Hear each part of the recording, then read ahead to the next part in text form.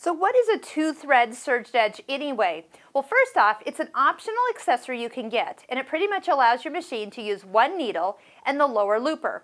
This little accessory allows the machine to think that there's thread in the upper looper when you actually don't have thread in it at all. So let me open this up. I've gone ahead and I have only the right needle in. I'm going to set this up for a two-thread rolled hem. So I'm going to go ahead and bring the knife up. You can bring that all the way up. You can even turn it to the back side just so it's out of your way. Pull the stitch finger toward you because we're going to remove that anyway. I see I've been working here, so a little extra dust. Clip the blue thread, that's the one we don't need anymore, and remove it completely from your machine. So you can do this with a left needle and give you a wider version, like a wide two-thread wrapped edge that's really pretty, like on the edge of two pieces of flannel.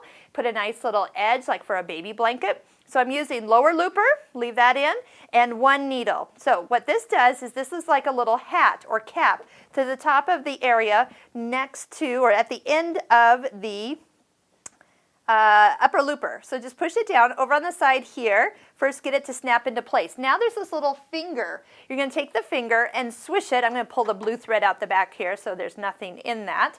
And make sure my pink thread, my red thread doesn't get in the way at all. The little lever is going to be pushed behind the upper looper. So it sits in the back of the upper looper's hole where the thread normally goes through. So if I go ahead and do a little stitching, let me go ahead and clip my thread so I don't have any problem here. I'm going to slide it. I'm clearing my needle thread out. So as I go ahead and take a stitch, what's going to happen is that the two-thread converter catches the lower looper thread and still allows it to come up and get caught with the needle. So that's how it actually is working. So let's go ahead and push everything back together. And you can set the stitch length to be as small as you'd like it to be. You can have it close together, almost like a satin stitch, but it puts a very delicate edge along your fabric here.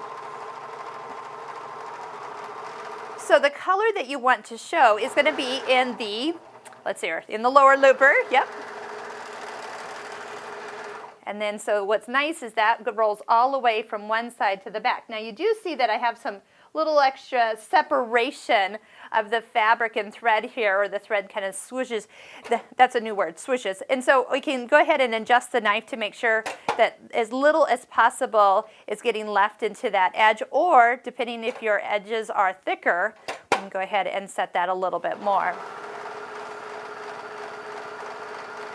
Kind of saves thread, but it's really pretty if you set it for, and you might need to adjust your tension just a little bit to get everything to really look the same on the front as you do on the back. But if anything, you just pull it a little bit more to the back side or loosen up the lower looper if you need to. And that is how easy it is to do and use the two-thread converter.